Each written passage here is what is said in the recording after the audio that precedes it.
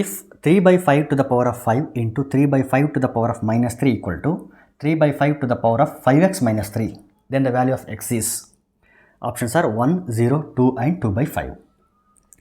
ಇಲ್ಲಿ ಅಬ್ಸರ್ವ್ ಮಾಡಿ, ಬೇಸ್ಗಳು ಸೇಮ್ ಇದೆ ಮತ್ತು ಪ್ರೊಡಕ್ಟಲ್ಲಿದ್ದಾವೆ ಟರ್ಮ್ಸ್ಗಳು. ಸೊ ಬೇಸ್ಗಳು ಸೇಮ್ ಇದ್ದು ಪ್ರೊಡಕ್ಟಲ್ಲಿದ್ದರೆ ಎಕ್ಸ್ಪೊನೆಂಟ್ಗಳನ್ನು ನಾವು ಆ್ಯಡ್ ಮಾಡಬೇಕಾಗತ್ತೆ. According to the rule a to the power of m into a to the power of n equals to a to the power of m plus n. So ಈ rule ಪ್ರಕಾರ ಬೇಸ್ಗಳು same ಇರೋದ್ರಿಂದ ಎಕ್ಸ್ಪೊನೆಂಟ್ಗಳನ್ನು add ಮಾಡೋಣ left ಸೈಡಲ್ಲಿ. So 3/5 to the power of, ಇಲ್ಲಿ exponent 5 ಇದೆ, plus ಇಲ್ಲಿ ಎಕ್ಸ್ಪೊನೆಂಟ್ -3 ಇದೆ. So 5 plus -3. Right side as it is ಇಲ್ಲಿ 3/5 to the power of 5x minus 3. ಇಲ್ಲಿ ನೋಡಿ ಬೇಸ್ಗಳು ಸೇಮ್ ಇದೆ. ನಾವು ಈಗ ಏನು ಮಾಡ್ಬೋದು ಅಂದರೆ ಡೈರೆಕ್ಟಾಗಿ ಪವರ್ಗಳನ್ನು ಕಂಪೇರ್ ಮಾಡ್ಬೋದು, ಯಾಕಂದರೆ ಬೇಸ್ಗಳು ಸೇಮ್ ಇರೋದ್ರಿಂದ.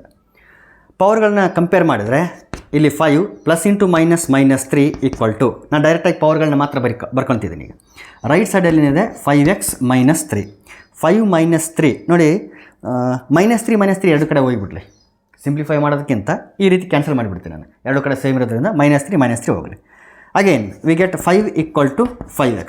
5 ಕೂಡ ಕ್ಯಾನ್ಸಲ್ ಮಾಡ್ಬೋದು, ಡಿವೈಡ್ ಮಾಡ್ಬೋದು. Therefore we get x equal to 1. So first option is correct.